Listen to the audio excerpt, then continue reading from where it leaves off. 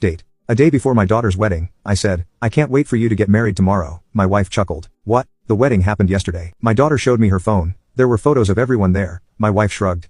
Guess I forgot to tell you. Haha. I left them without a word, but they were the ones who regretted it. Part 3. Dad, you're taking this way too seriously. We didn't mean to hurt you, Mom thought. Mom thought, I repeated. Sophia hesitated, then shrugged. Look, I just went along with it. It wasn't personal. Not personal. My own daughter had chosen to go along with excluding me from her wedding, had smiled for the cameras, danced under the lights, toasted to her new life, all while knowing I was sitting at home, thinking I still had a place in her world, and it wasn't personal. I felt something deep inside me go quiet. No, all right, I said simply. Deborah frowned. All right, that's it. I turned, walked down the hall, and into our bedroom. I didn't slam the door, didn't rip things off the walls, didn't throw things into a suitcase, because this wasn't some spur-of-the-moment reaction. This was deliberate, planned, final.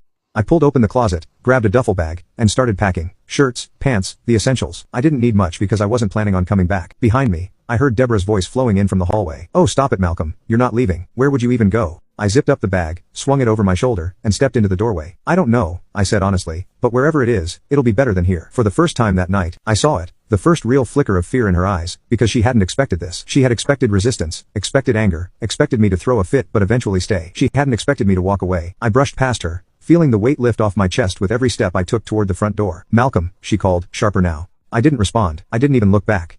I just walked, one step after another, and then I reached the front door, wrapped my fingers around the handle, and opened it. The cold air rushed in, cutting through the warmth of the house, our house. No, not anymore. Not ours, not mine. Just theirs.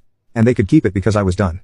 Completely, entirely done. I stepped out, letting the door shut behind me with a soft click, and I didn't look back, not once. Not when my phone started buzzing in my pocket. Not when Deborah called my name again, her voice edging towards something almost panicked. Not when I got into my car, started the engine, and pulled away from the house I had built with my own hands. I had walked away from a lifetime of sacrifice, and for the first time in 30 years, I felt free. They thought they had won.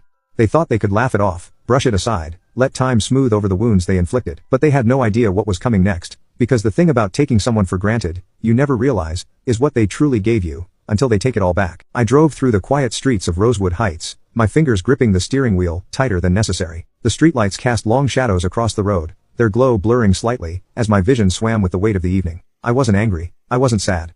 I wasn't even shocked anymore. I was just done. Done pretending, done excusing, done sacrificing for people, who had made it abundantly clear, that my worth to them began, and ended with how much money I could hand over. It was a strange thing to realize, that the family you had built your entire world around, had never truly considered you a part of theirs, and now they were about to feel what that meant.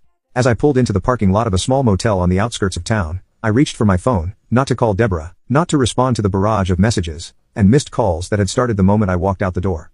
I had no interest in what they had to say. Instead, I opened my banking app. For years, I had handled our finances alone. It had been a necessity, really. Deborah had never cared about managing money. And Sophia had never been interested in understanding where all the luxuries she enjoyed came from. So, I had managed it all. The mortgage, the credit cards, the savings accounts, the monthly deposits into Sophia's checking account, the household expenses Deborah never even glanced at, the medical insurance that covered not just my family, but her mother as well. I had funded their entire world, and they had laughed in my face. That ends tonight.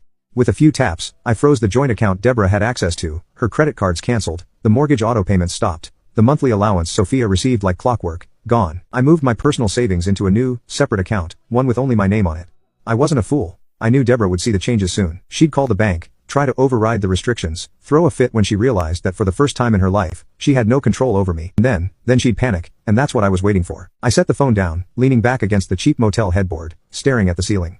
For the first time in my life, I felt light. I had spent decades giving. Tonight, for the first time ever, I had taken back, and they were about to realize just how much I'd given them. The first signs of desperation. I woke up to 26 missed calls. I let them sit there untouched as I went about my morning. By the time I had showered, grabbed coffee from the lobby, and stepped outside into the crisp morning air, the messages had started rolling in. First Deborah. Malcolm, what the hell is going on? My card just got declined at the store. Did you forget to pay the mortgage? I just got an email about a late fee. Call me now. Okay, this isn't funny. My accounts are frozen. I can't access anything. Fix this. Then Sophia. Dad, my card isn't working. Did something happen with the bank? Dad, answer me. Mom's freaking out. Okay, seriously, what's going on? I have bills to pay. Are you mad about the wedding? Come on, Dad. It wasn't personal. You're making a huge deal out of nothing. Oh, there it was. The entitlement, the casual dismissal, the assumption that I would cave. They still didn't get it.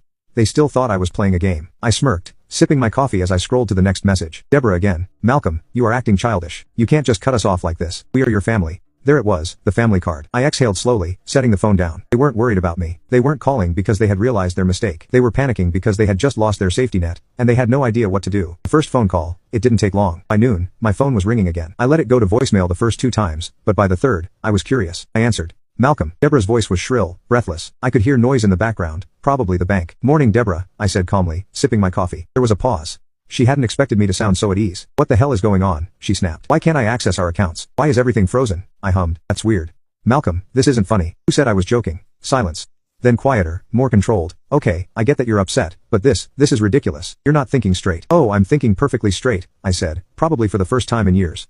Another pause, then a scoff. So what? You're punishing us. That's what this is. No, Deborah, I said, my voice steady. This isn't punishment. This is me resigning. Resigning, she repeated. From my role as your personal bank. A sharp inhale, then anger. You can't just walk away from your responsibilities, Malcolm. I laughed, actually laughed. Responsibilities, I echoed. You mean like the responsibility of paying for a wedding I wasn't even invited to? More silent. She had no response for that. And that silence, that was the moment I knew I had won. I didn't need to explain myself, didn't need to argue, didn't need to yell. They had played their hand, and now they were watching everything crumble. The aftermath. By the end of the week, Deborah had maxed out every credit card she still had access to. The mortgage was officially 2 weeks late. Sophia's lifestyle had come to a screeching halt. And me, I was fine, better than fine. I was free.